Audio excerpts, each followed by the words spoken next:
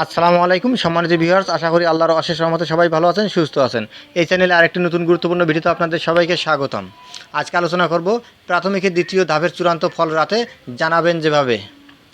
তার আগে এই ভিডিওটি দেখার আগে যারা এই চ্যানেলে একদম নতুন তারা অবশ্যই চ্যানেলটি সাবস্ক্রাইব করে পাশে থাকা বেল আইকনটি প্রেস করে দিন। আর যারা ইতিমধ্যে সাবস্ক্রাইব করেছেন তাদেরকে জানাই অসংখ্য ধন্যবাদ।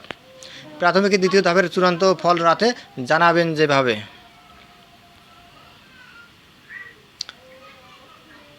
সরকারি প্রাথমিক বিদ্যালয়ের সহকারী শিক্ষক নিয়োগের দ্বিতীয় ধাপের প্রার্থীদের মৌখিক পরীক্ষা শেষে চূড়ান্ত ফলাফল বুধবার 15 মে রাতে প্রকাশ করা হবে। প্রাথমিক ও গণশিক্ষা মন্ত্রণালয়ের একাধিক কর্মকর্তা এই তথ্য জানিয়েছেন। প্রাথমিক ও গণশিক্ষা মন্ত্রণালয়ের সচিব ফরিদ আহমেদ গণমাধ্যমকে জানান, চূড়ান্ত ফল প্রস্তুতের কাজ শেষ করেছে বুয়েটের বিশেষজ্ঞ টিম। সবকিছু ঠিক থাকলে দ্বিতীয় ধাপের চূড়ান্ত ফল বুধবার প্রকাশ করা হবে। চূড়ান্তভাবে নির্বাচিত প্রার্থীদের মোবাইল ফোনে পাঠানো SMS-এর মাধ্যমে ফল জানিয়ে দেওয়া হবে। এছাড়া প্রাথমিক শিক্ষা অধিদপ্তরের ওয়েবসাইট থেকেও জানা যাবে। প্রসঙ্গত, গত 2 ফেব্রুয়ারি তিন বিভাগের 22 জেলার পরীক্ষা হয়। এতে মোট পরীক্ষার্থী ছিলেন 4,39,443 জন। 20 ফেব্রুয়ারি লিখিত পরীক্ষার ফল প্রকাশ করা হয়। প্রকাশিত ফলাফলে উত্তীর্ণ হন 20,647 জন।